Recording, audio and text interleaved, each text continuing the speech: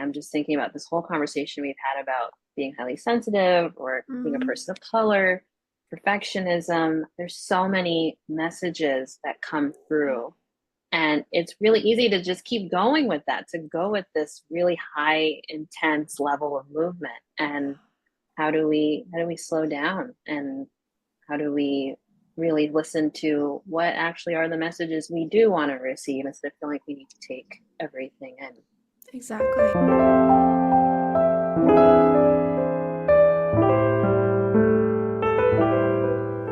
Welcome to Sensitive Stories. This episode is for educational purposes only and is not intended as a substitute for treatment with a mental health or medical professional. Let's dive in.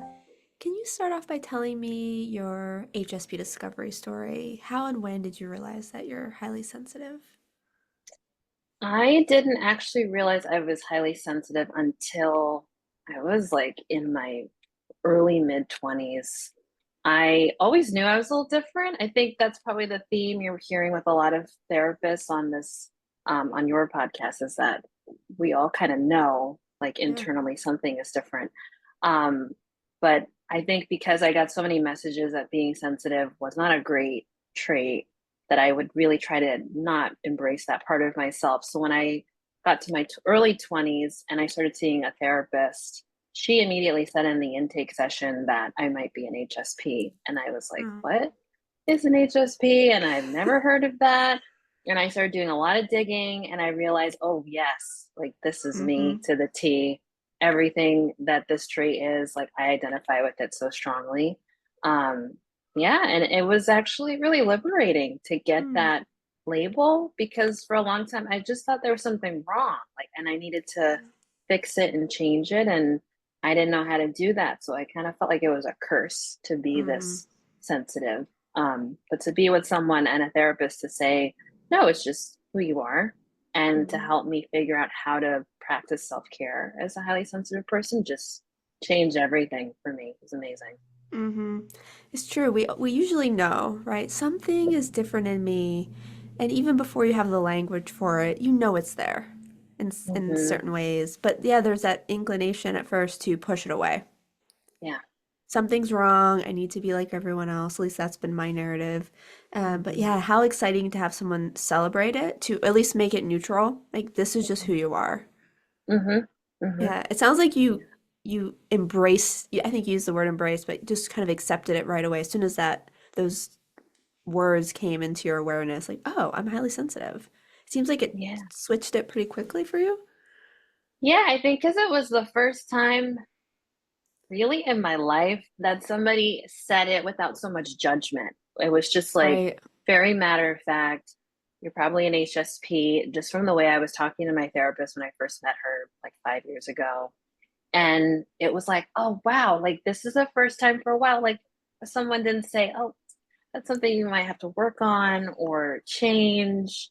That was always the message I got, was that it was Mm-hmm. something that needed to be changed. And when she said it in this very like warm, embracing way of this is who you are, it was just, yeah, it was liberating. It was very validating because it finally felt like someone actually understood me. And I think I felt so misunderstood for so long, of Mm-hmm. like, oh, I don't know how to change this. And everybody's telling me, why can't you be different? And I was like, I don't Right. know how to do that. And so my therapist saying, like, but you don't have to change it, was like, oh, wow, like I never heard that before. Yeah, this is who you are. Hmm. I love that. You don't have to change. It's true. We need that one person to give us that permission. Like this isn't a problem. This isn't a Hmm. liability. It's not a weakness. It's just who you Right. are. And there's actually a lot of benefits to it if we can look at the full picture. Hmm. Yeah. Yeah. But Yeah. I think a lot of us have had that experience where sensitivity is, it's made to seem like a negative, like, oh, you just need to get rid of it. But we can't. It's who we are. It's how we were born. Right. Yeah. Yeah. It always was like kind of a message from me that I got, was that it was like a liability in a way. And I think Yeah. because, especially in my family, I was always reminded I was a Black girl, that the world was Hmm. already not going to be very accepting, that if I also was really sensitive, it was just going to make everything so much more complicated. So I thought, oh my gosh, like I really shouldn't make this journey harder for myself. I need to toughen up Mm. so people Mm-hmm. take me seriously. And I could just not ever figure that out. I didn't know how to toughen up at Right. all. Right. Right. How do I put on that armor? Yeah. hmm So hmm how has being a highly sensitive person of color impacted your relationship to your sensitivity Mm, over the years? yeah. Um, it wasn't identified as a strength. And I do Yeah. remember people around me being worried about me, that I Mm. would cry really easily, that I was always anxious, I was very overwhelmed with feedback. Yeah. Um, and I didn't I didn't have the encouragement that it's okay to be a Black girl who's also very soft and Yeah. very sensitive, because we're always put in this box of having to be very tough Right. or very like strong Black Mm-hmm. woman. Also very adultified too as Black girls. Like, well, you're Black, you're a girl, you should be able to handle more than Mm-hmm. other people. So there was a lot of pressure for me to keep up with that image of I can do everything myself, I can take Yeah. care of everyone. And I always just found that so overwhelming. I didn't know how to always do that. I liked being by myself a lot when I was a Mm-hmm. kid. I loved drawing in my room and just watching movies. I liked the soft life, but it wasn't always Yeah. validated because sometimes I was told I was antisocial. Like, what's wrong with you? How come you're Right. not like other people your age? And Mm-hmm. that was really hard because I just felt like, well, I don't feel like I fit a stereotype. So Right. who else am I supposed to be as a Black girl? Mm-hmm. Yeah, it's hard. It's like these different parts of you are in battle with each other. And there's all hmm these expectations. And I would think, if you're like, oh, I love the soft life, and same, but then how do you protect yourself when you are a person of color? hmm How do you hmm I'm just wondering how, I don't have that lived experience, but I'm just wondering, like, how do you hold both? Yeah, yeah. Actually, when you say that, that's such a great question. I think that was also like what I was told is like you can't be Right. soft and be Black and a Mm, girl or a woman. right. You gotta pick like Mm, which I guess part you're gonna be or which part you're gonna play. And it's like I think it's a very confusing message as a kid to feel like you have to choose something that's not authentic to who you are. And I had to kind of push against all of this like negative feedback, this worry that things were just going to be really hard for me. mm-hmm. And I think that's actually where like my own perfectionism started kicking in, was like Mm, I really need to like show how structured I am. I have to prove to people I can keep myself together, that I'm not this right. like very fragile being. So it really activated a lot of that need to prove something to Mm-hmm. people. Yeah, you said I have to play this part. So I have to put my own self aside to, well, meet other people's expectations, but also to potentially survive. hmm And would you say there is room for softness? Have you Mm, have you been able to embrace softness and be more authentic with yourself? yeah, it's taken a long time, a lot of learning and unlearning, a Mm-hmm. lot of like self-compassion too. And I do feel like I'm at a point in my life where I can embrace so many parts of myself and I don't Mm-hmm. have to sacrifice a part in order to get ahead in my career or in a Yeah. relationship or any situation in my life. Um, I mean, I've been through a lot of my own trials as a human being, but I think they all kind of taught me that the best way I could live the happiest life for myself is if I embraced how sensitive I was, because Mm-hmm. that was just a part of myself I could never change, and I shouldn't have to change it to Yeah, be able to live a fulfilling life. that's right. You shouldn't have to change it. There's room Mhm. for all our different parts to show up. Yeah. Yeah. I want to talk about if we expand out this vision from self to family to culture, what are ways that Black, Indigenous people of color can honor their sensitivity, but also their cultural values, their family values? How can you honor Mm. both at the same time? Yeah. I think that's a great question because I work with a lot of clients of color Mm-hmm. who don't identify with being highly sensitive, but know that they're very emotional and that they're following a lot of family cultural expectations or values that sometimes they don't agree with or Right. that don't feel fit the type of lifestyle that they would like to create for themselves. So it's hard because I can, I guess, empathize with that journey of how do I follow my sensitivity and still stay connected to my community as a Black person or a person of color. Because sometimes it can feel, especially in my experience, like a sense of betrayal of like, well, this Mm. is what people in my family or my culture, my community, this is what we've all done. And if I do something different, is Mm-hmm. that not respectful? Is that not showing gratitude to people of my past? And I've heard a lot of clients say that it brings up a lot of grief to maybe switch how you identify as a person of color instead of Mm. following what everyone else has told you is what you should Mm. do. And yeah, it's a real duality you have to sit with. It's just Yeah. like I want to show up differently in my family and my community, and sometimes people um, don't understand that, or Mm-hmm. they don't feel that you respect the sacrifices they've made to get you to this point in your life. So I think it's sitting with, you can still be part of a community of color and show up differently if you feel like Mm-hmm. that's what's going to help you the best as a person. Mm-hmm. Right, finding your own version of being a person of color and being sensitive, or even just in Mhm. general, right? Finding your individuality in that Yeah. community. You mentioned, honoring the people of the past. Are you referring to ancestors or people from your own life when you said that? Mm, yeah, probably like a combination of that, like Mm-hmm. ancestors, more direct lineage of like, just like maybe grandparents or great Mm-hmm. grandparents. And I think even as I'm sitting with that, I'm realizing like I was never told if anybody of like in like past generations of my family were sensitive. Like I don't know who else is sensitive Right. in my family. So it's not something that I feel like I was told. It was something that was passed down to me. It was always like, well, you're different. You're just a different kind of person. But when I Right. really sit with it, it's like, no, this probably was something my ancestors experienced too. But because I wasn't really told that, I think to myself, well, everybody was like really tough skinned and was able to handle a lot of trauma.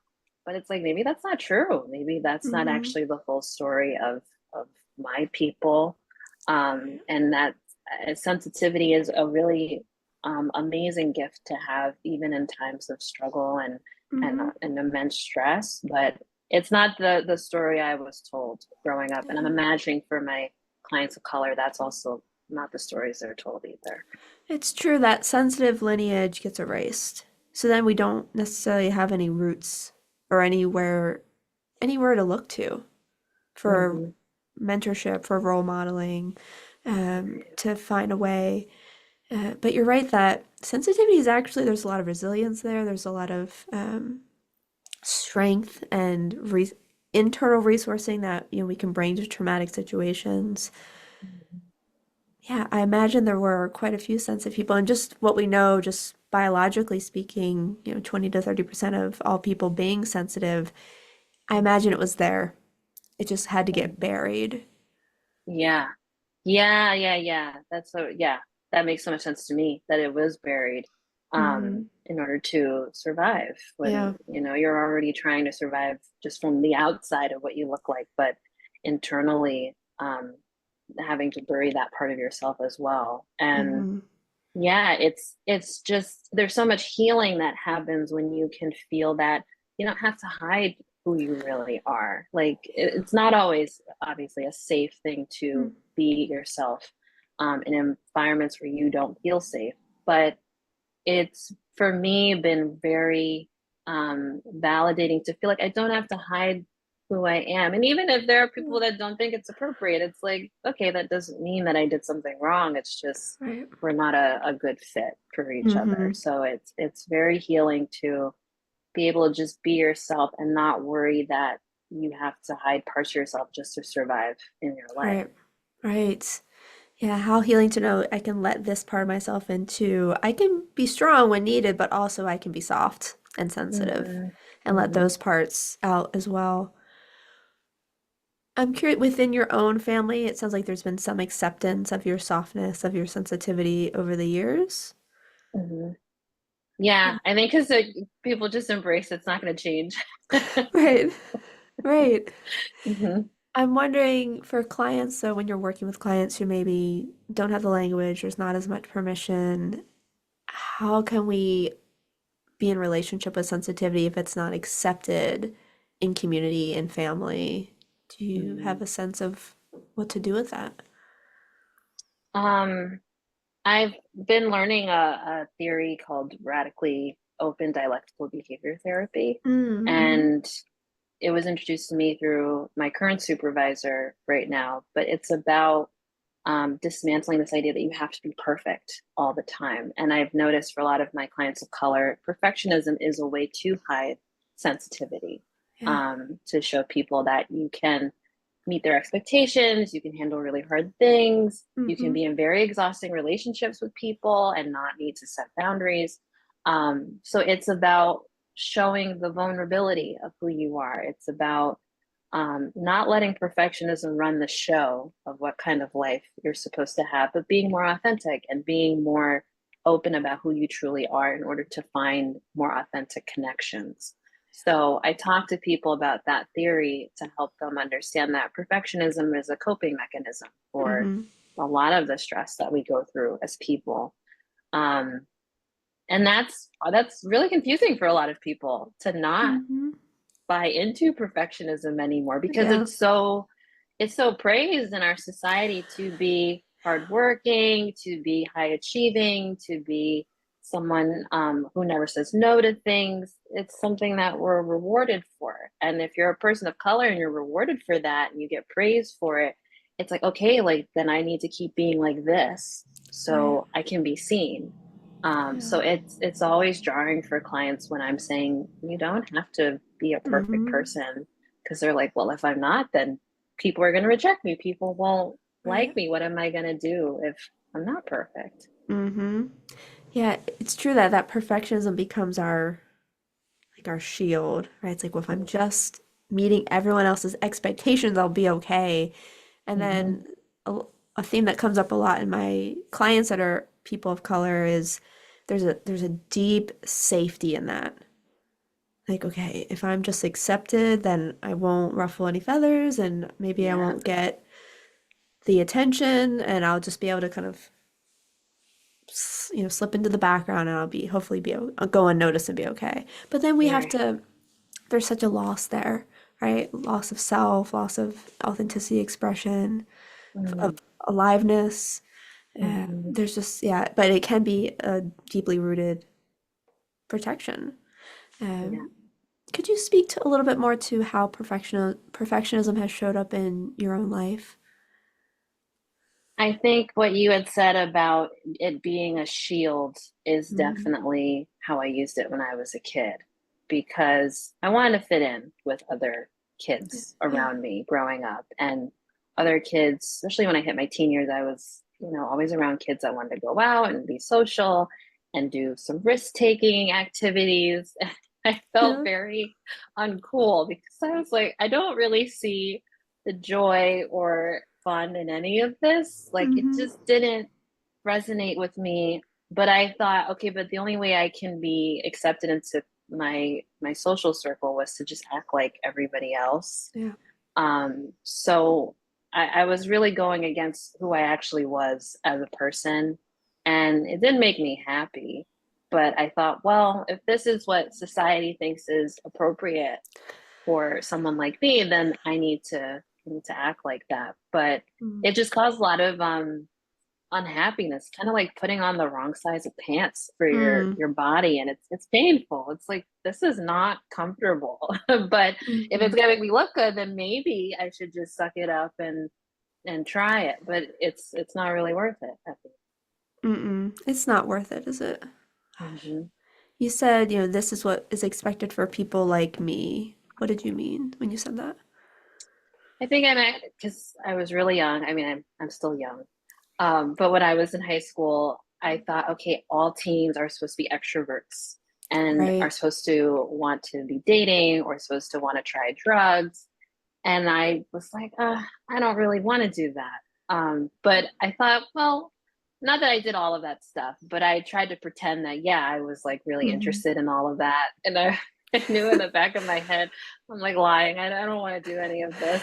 Right. So, yeah, it was really confusing. It was confusing being younger and thinking I needed to fit a mold of youth that was very acceptable in especially American culture. And Hmm. I just didn't find it enjoyable at all. But it was always like I would get like people making jokes like, oh, you do this, and it's really weird that you like that. And I Hmm. didn't want to feel like the oddball, so I would just kind of like not talk about things. Yeah. Because that, when we're different, it draws attention, which most HSPs do not like. We do Hmm. not want that gaze on us. Yeah, Um, so yeah, we try to fit in, right? Oh, let me be that extroverted, risk-taking teenager. And it just right. goes against our nature usually. Yeah, yeah. Which is, I think, for a lot of people, it's confusing. Yeah. It's confusing. I don't know. I guess also we can thank like media for creating these Mm-hmm. images of like, especially what you're supposed to be like at each decade of Right. your life.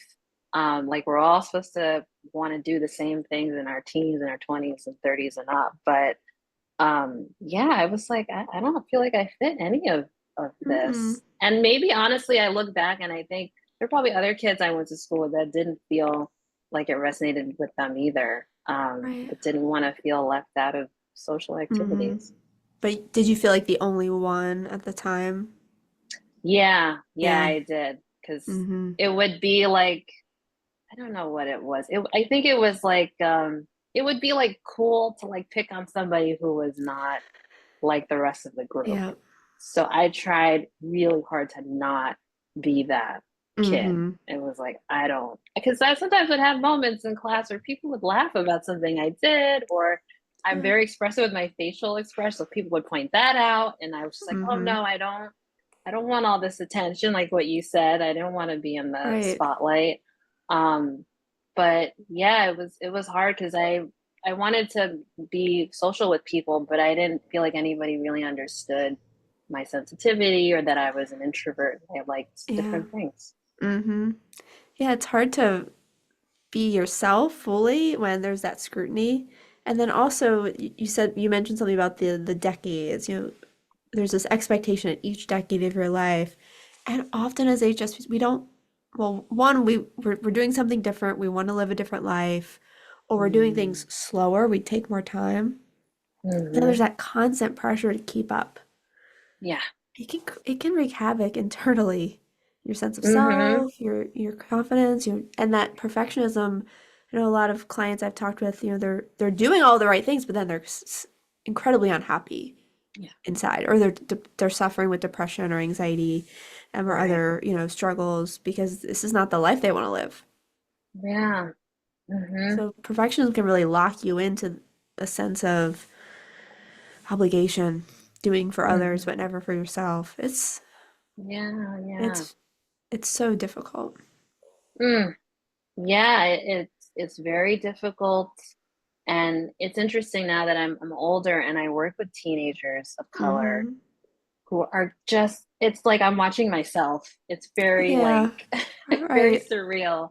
But they all say the same thing. They're Hmm. depressed, they have anxiety, that something just doesn't feel right. It's like they're Yeah. doing everything that everybody else is doing, but it's not making them happy. They're trying to Right. make parents happy, teachers happy, friends happy, Hmm. and it's exhausting. And Hmm. I that resonates with me because that's what I felt like I was doing for so long was, okay, everybody's got different expectations of me and I don't want to let anyone down. And I think also when you're a sensitive person, you just don't want anyone to feel bad. You don't want anyone Yeah. to think you're not doing enough, you don't care enough. So that was on my mind too. Like I didn't want anybody to think I didn't care Mm-hmm. what they felt. And so I was like managing everyone else's emotions, but I wasn't Yeah. tending to myself. Right. Well, there's nothing left over to tend to yourself at that point. Right. Right? You're Yeah. getting pulled in so many different directions, trying to meet so many other people's expectations, whether you know them or it's more conceptual. Um, Mhm. I'm wondering, how is perfectionism, let's talk about it in regards to family influences, community influences. Mhm. How do those tie together? Mm. I think, you know, I'm sitting with on Instagram a lot. There's always Hmm. these posts that come up about Black excellence. Yeah. And it's always interesting to me when people see these posts about a young Black person getting like a doctorate degree at like a really young Hmm. age or getting accepted into many different private universities. And there's a Yeah. lot of praise, like, oh, you're doing something really amazing. Yeah. And I always get really uncomfortable with that Hmm. because I always think to myself, I feel like this is putting so much pressure on us to be exceptional. And even my Right. own therapist said to me years ago when I first started with her and I was learning about being highly sensitive, she was like, do you feel like you've ever learned that you can be average? Yeah. And I was like, no. Right. Like, no, I never heard that message from Hmm. my family. And not that I think my parents would say like, well, they never pressured me to excel, but I think underlying there was always an expectation that I would go to college and then I would look at going to Yeah. graduate school, and there's sometimes the hope of going to get a PhD. So it's like Hmm. that is the underlying message, I think, as a Black person for me, but I've seen for other Black people that the only way we are fully seen is if we're excelling all the Yeah. time. And it's exhausting to Hmm. always be at the top. I would get messages as a kid like I wasn't consistent enough in class, like how come I wasn't always hitting the higher Wow. grades. And I was just like, oh my God, this is a lot of pressure to Hmm. always be a really high achieving person or always be an A student. And yeah, it's just interesting how for me, when I see these posts of Black people being exceptional, it makes me upset because it's like, I feel like this is just encouraging more perfectionism for us that like, oh, there's other Black kids that are really working hard and you're falling Hmm. behind and you gotta catch up with everybody. Well, yeah, you don't, as a person of color, you don't have the privilege, the luxury to be kind of middle of the road, Mm-hmm. right? Because Mm-hmm. there's a lot, I mean, if we're honest, there's only so many spots for success when you're a person of color. You Mm-hmm. have to fight. Mm-hmm. But what if you don't want to fight? What if you don't want to be a Yes. doctor or a lawyer or an engineer? What if you want to have kind of a soft, quiet life, Mm-hmm. right? Mm-hmm. But there's, Yeah. but you said, like, but then there's that criticism, well, you're not continuing to excel. Something must be wrong. Right. It's not Yeah. okay just to have kind of more gentle lifestyle. That's a lot of Mm-hmm. pressure because it seems like you're Yeah. not just living for yourself, you're living maybe for your family or your community. It's Mm-hmm. a lot on your shoulders. It's a lot. It's a lot. And then, I mean, you get messages that you're lazy if you're Right, not right. pushing yourself or you're prioritizing the wrong things in your life. And that's a lot to unlearn to feel like, Mm-hmm. oh, well, if I'm not hitting all the high notes, then I'm Yeah, failing. And right. it's a lot of pressure. You're right, not just from yourself internally. Because I already know, like, as a highly sensitive person, I'm already really hard on myself. I like Right, things a certain way. right. And then you have the pressure of people in your family or people in your community, and you don't want to let people down. You don't want people to feel like that you're not dependable or you're not a Mm-hmm. reliable person. So to constantly prove that you can meet all these standards, it's hard. It's really hard. And I think it wasn't until I got older that I saw um, how harmful that was to put Mm-hmm. so much pressure on myself and then to put pressure on other people. And it's like you kind of forget you can still be very proud of your culture and also prioritize things that are important to you, even if other Mhm. people in your community don't necessarily agree with Mm-hmm. You can find a different way to honor. that. Right. Yeah. What Mhm. what does that look like for you, finding that balance? For me, oh, this is a great question. It's yeah, for so long, I was always thinking, I really care about my career Mm-hmm. and my education, but I always knew, even when I was younger, I really wanted my own family, and I always kind of fantasized about certain things like marriage or having kids. And I always thought, I don't know if that's possible to do both, Mm-hmm. because I would hear those messages like, you can't have it all.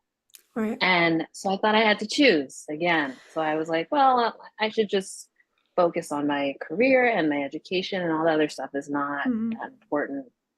Then I got older and had different relationships in my life, and I realized, no, this is not going away like this. I still would like Uh, a family. I still want to prioritize that part of mm-hmm. myself.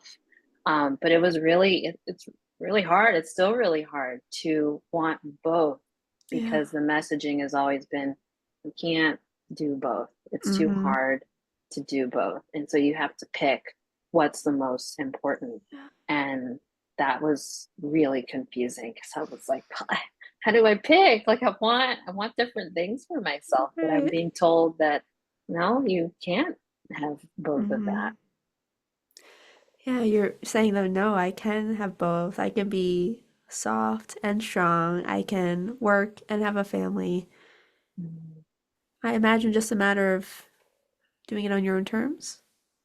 How do you get both? gosh. Well, actually, doing it on your own terms, and then also recognizing you have to find people that support that.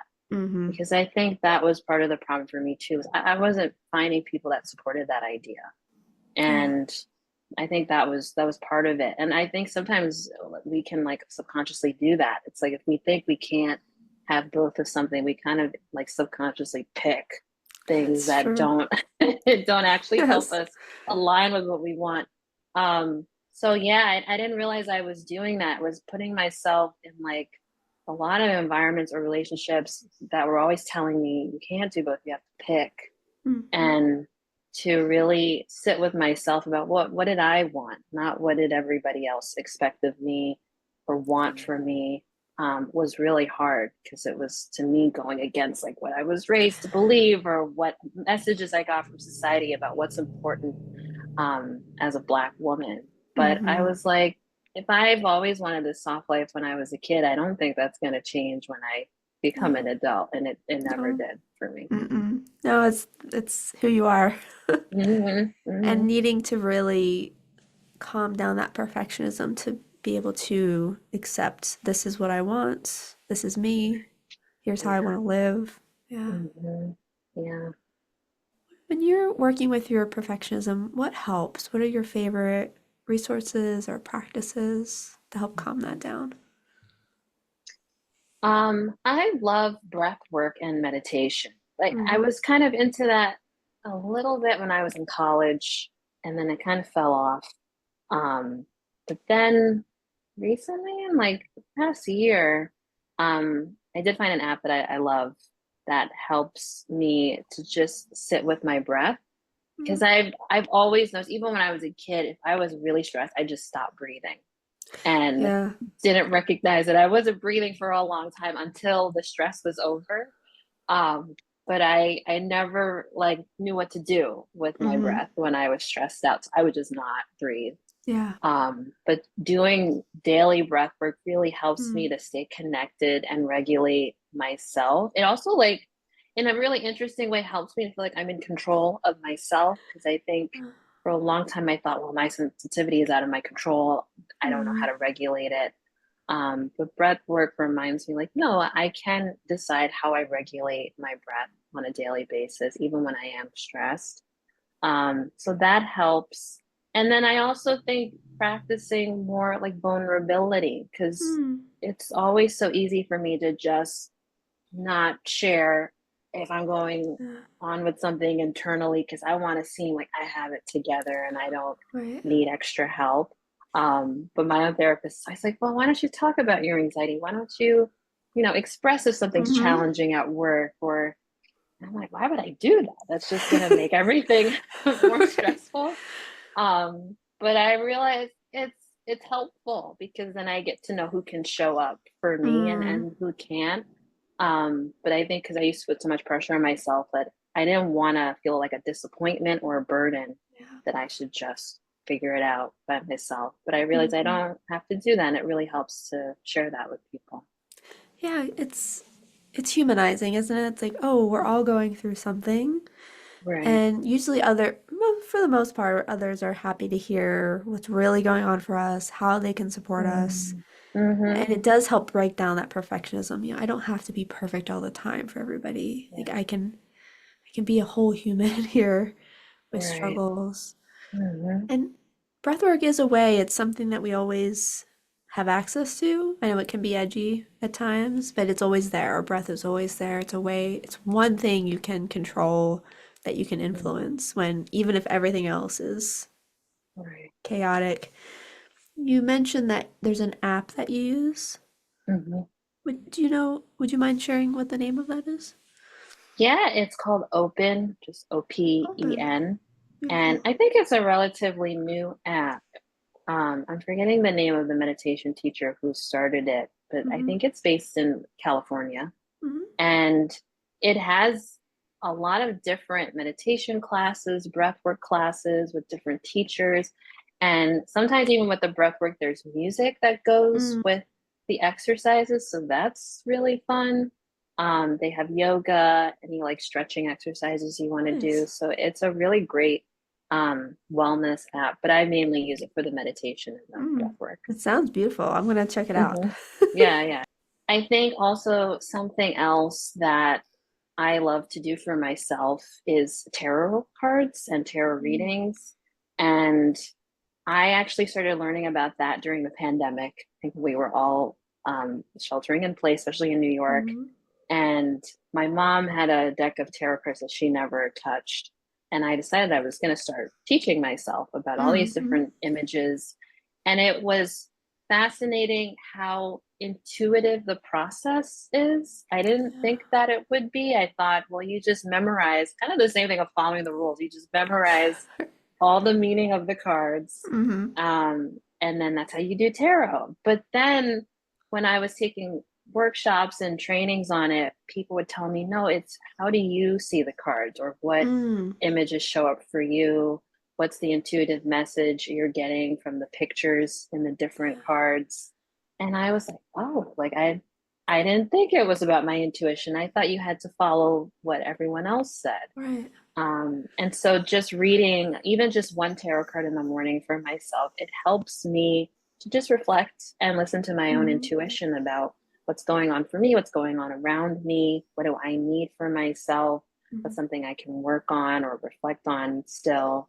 And I like using that in my professional work, and people actually really love it because it's just a Mhm. different way of tapping into your intuition. I love that. Sounds like a perfect tool for perfectionists to reconnect with, and sensitive people in general, just to reconnect with self, your intuition, what's happening on in your internal experience. Hmm. Yeah. Hmm. How Yeah. I'm curious, how does it show up in work with clients? What does that look like? Um, Sometimes I like to just pull a card at the beginning of session. Mhm. If I can tell a client is feeling really scattered, especially if they're not used to explaining or kind of putting to words their sensitivity. It just, they're always saying, oh, I'm so sorry. I can't seem to articulate what I'm saying. So I pull a card to just help them start to understand what is the energy that's Mm. going on for them right now, and they get a lot out of just the pictures. But I think it also in this very subtle way highlights the strengths of being a highly sensitive person, that we can look at a picture and pick up little messages in things, and they all do. And it really helps to ground them that like they actually can see things even when things are really stressful for them. Hmm. Yeah, it's a great resource because we are very well, we're very nuanced. So just seeing in one image, you could pull so much out of it. It could help kind of imagine, kind of channel some of the internal chaos that's happening, or stress or Mm-hmm. anxiety, and just help you filter it and make sense of what's actually going on inside for me Right. today. Yeah, I had a Mm-hmm. therapist years ago. We would pick just, they weren't tarot cards, but they were just cards with images on them. Mm. And it was very helpful for me. It just really helps ground me and kind of settle me in a way. And I could, but I feel like tarot cards, there's so much more to them because there's a story behind the images. Mm-hmm. And I Mm-hmm. love this because I got a deck 2 years ago for my birthday to honor my 40th birthday. And I love this permission of making your own meaning out of the images. Because I also a perfectionist and I want to like learn the official, but then sometimes an image is calling to me, but the meaning doesn't make sense, but the image resonates. So now Right. I'm going to approach them with in a different way. Mm. Mm-hmm. Thank you. Mm-hmm. I feel excited now to work with them more. Yeah. Yeah. Yeah. Mm-hmm. For our conversation today, I'm wondering, is there a card or an image that Mm. stands out? I would love to hear Yeah. what you're feeling called to. Yeah. I mean, I'll shuffle now and see what comes up. Great.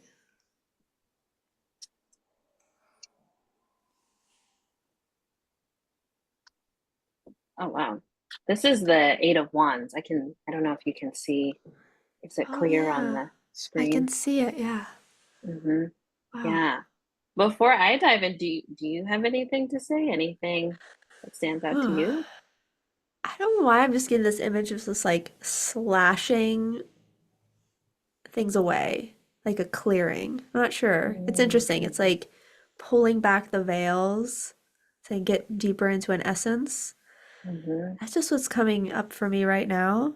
Just like getting more to the core, authenticity, um, kind of taking the mask off. I don't know, it's just like after a battle and you can just be with yourself. Mm-hmm. Mm-hmm. Yeah, that's Yeah. just what's coming up to me in the moment. Yeah. Even like parts of that come up for me too, because I always know with the Eight of Wands, there's so much movement that Yeah, that's goes what I'm on with this card. feeling. Yeah. Yeah, like things are just kind of coming out of nowhere, coming from the sky. And it can be really overwhelming. I'm just thinking about this whole conversation we've had about being highly sensitive or being a Hmm. person of color, perfectionism. There's so many messages that come through. And it's really easy to just keep going with that, to go with this really high, intense level of movement. And how do we slow down? And how do we really listen to what actually are the messages we do want to receive instead of feeling like we need to take everything in? Exactly. Right. Can we find our own source of, I don't know, clarity and focus and just Mm-hmm. set down all the noise, Right. right? And Yeah. I'm always saying to people, like, you have to kind of turn your focus back inward, right? Find your own compass. Mm-hmm. And that gets to apply even if you're a highly sensitive person of color, right? You don't have to Yeah. get pulled into those expectations. I mean, I know there's a lot here. It's not that easy, but just Mm-hmm. I'm feeling inspired by your permission to say you can do it too. Mm-hmm. And it's a lot easier when you have a lot of privilege to follow Mm-hmm. all the advice that we hear for HSPs, like get lots of downtime and do all the self-care. And we're saying like it's available for anyone. It just might Yeah. have different obstacles to get there. Yeah. Yeah, absolutely. I mean, I think even the world of therapy itself is changing to Yeah. be more inclusive. Mm-hmm. And I've been doing a lot of learning myself. I'm still new to the field, so Mm-hmm. still figuring out how to let other people of color know they have permission to slow down, even when it really doesn't feel comfortable. And we can always think about when does it feel the most safe to do Mm-hmm. that. But I think I've just seen with people I've talked to that it feels so freeing to say, oh, I don't have to push myself so much, or I don't have to hang out with that person if I don't want to. Yeah. It's like, wow, like I never heard that I could just let go. Yeah. And that I just think it's just healing for everybody to hear that we don't have to just do what we've always been told our whole lives if it doesn't feel comfortable for us. That's right. Yeah. You can do what you need to do. Mhm. Is there anything else that you want to share with listeners who are sensitive and folks that are BIPOC who are maybe needing some of that permission to honor themselves, go at their own pace, live the soft life? Are there any Hmm. final words that you want to share with them? I would say you're not lazy, you're not disruptive, you're not a burden to people, and that you deserve the same amount of patience, empathy, and compassion as other people. And when you find the right people that understand you, you won't feel like you need to change everything about yourself because you won't have to always fit in. You can just be you, and people will come to you Hmm, who are okay with that. beautiful. Thank you so much, Noni. Yeah, thank you so much. This was like such a treat to It talk. was, oh, I loved connecting with you. So Yeah, same. I'll share your website, your Instagram, and the show notes so folks can reach out to you.